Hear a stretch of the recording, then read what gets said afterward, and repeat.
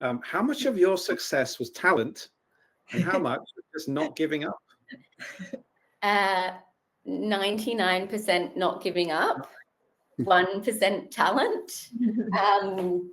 I had no idea what I wanted to do when I left school. I went to a performing arts school. I thought I wanted to be an actress.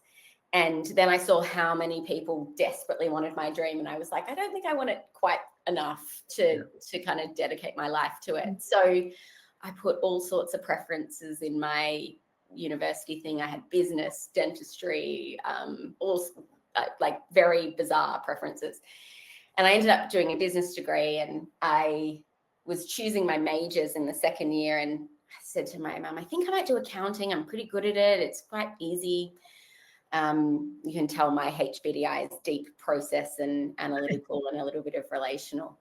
And she said, oh, you're far too interesting for that. So I ended up doing a marketing degree and got into advertising by chance. My cousin had a small agency in Melbourne and just kind of kept going. But I honestly have always just been so passionate about the process of creation and the teamwork in our industry. I love the people part of it.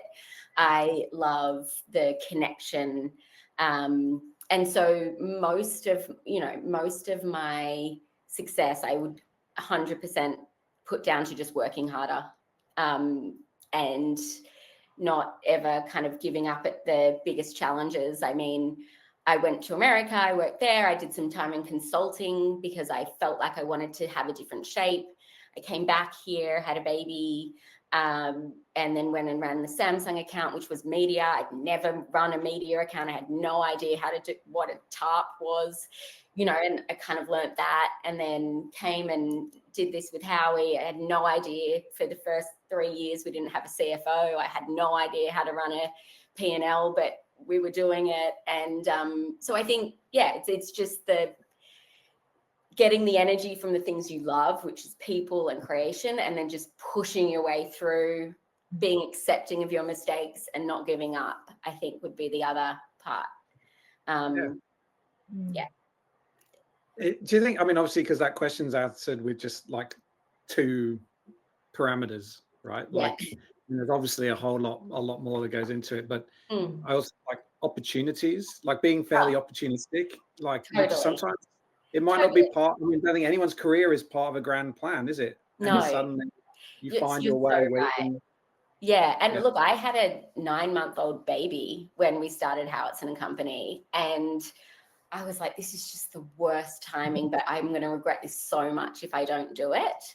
Wow. So I also am a huge advocate for putting support around yourself that helps you be successful.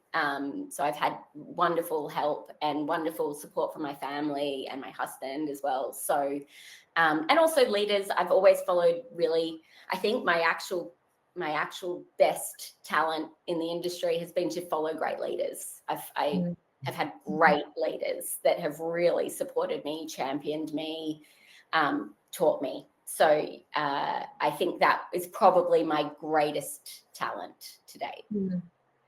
Excellent. I'm sure there's people following you as well, Renee.